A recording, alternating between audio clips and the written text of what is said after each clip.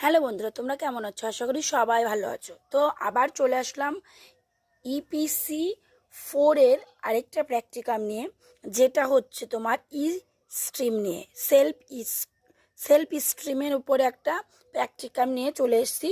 পুরো টাইটেলটা আর আমি পড়লাম না, তোমরা একটু দেখে নিও। তো এরকম একটা ফ্রন্ট পেজ প্রথমে দিতে হবে, যেটাতে তোমার ডিটেলস লেখা থাকবে। নেক্সট হচ্ছে তোমার এই টপিক নেমটা অবশ্যই দিতে হবে, যেই টপিক নিয়ের ওপর আমি প্র্যাকটিকামটা করতে চলেছি। তো দেখে নাও এখানে টপিক নেমটা।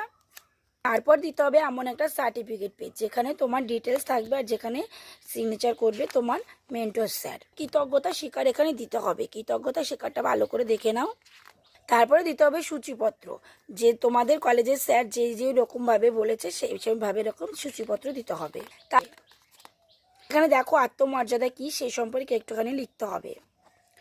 তারপরে আত্মমর্যাদার ধারণা